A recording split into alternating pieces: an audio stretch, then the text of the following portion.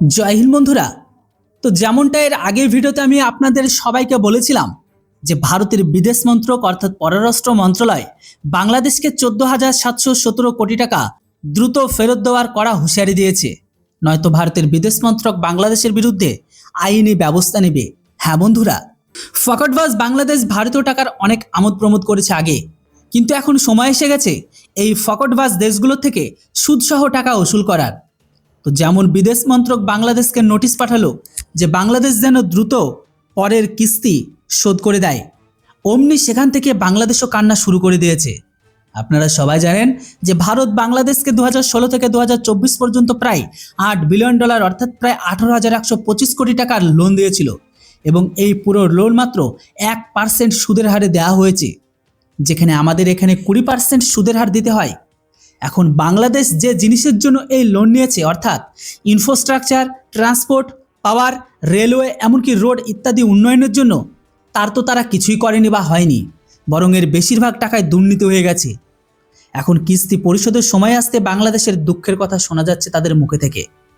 আসলে বন্ধুরা, মোহাম্মদ ইউনূস ভারতের কাছে দরখাস্ত করেছে যে ভারত যেন আমাদের এই লোনকে শোধ করার জন্য আরও কিছুটা সময় দেয়, কারণ বর্তমানে বাংলাদেশের সরকার এই অবস্থায় নেই যে আমাদের এত বড় অঙ্কের টাকা ভারতকে ফিরিয়ে দিতে পারে। ইউনূসের দাবি হলো বাংলাদেশের রপ্তানি বর্তমানে সর্বনিম্ন স্তরে রয়েছে, বিদেশি বিনিয়োগ আসছে না এবং দেশে মুদ্রাস্ফীতি বেড়ে গেছে, যে কারণে সরকারি কোষাগার খালি। আমাদেরও আরও কয়েক মাসের সময়ের প্রয়োজন। আপনাদের জানিয়ে রাখি, বাংলাদেশ 20 বছরে ইএমআই শর্তে ভারতের থেকে 18,000 কোটি টাকা নিয়েছিল, যার মধ্যে তারা এখনও পর্যন্ত মাত্র 3,500 কোটি টাকা শোধ করতে পেরেছে। অথচ গত 6 মাস ধরে বাংলাদেশের পক্ষ থেকে একটি কিস্তি ভারত পায়নি, এবং এখন ইউনূস আরও কয়েক মাস সময় চাইছেন। এই বিষয়ে ভারতীয় উপদেষ্টার বক্তব্য হলো, ভারত সরকার যেন বাংলাদেশকে আর সময় না দেয়, কারণ মোহাম্মদ ইউনূস আমাদের বোকা বানাচ্ছে। এর কারণ হলো বাংলাদেশের সাম্প্রতিক আমেরিকার সাথে $3.5 বিলিয়ন মেগা ডিল করেছে, যার অধীনে তারা 14টি বোয়িং প্যাসেঞ্জার এয়ারক্রাফট কিনতে চলেছে। এই বাংলাদেশি চীনের সাথে $1 মিলিয়ন ড্রোনের ড্রিল করে ফেলেছে, আর পাকিস্তান থেকে JF-17 জেটস কেনার চিন্তাভাবনা করছে।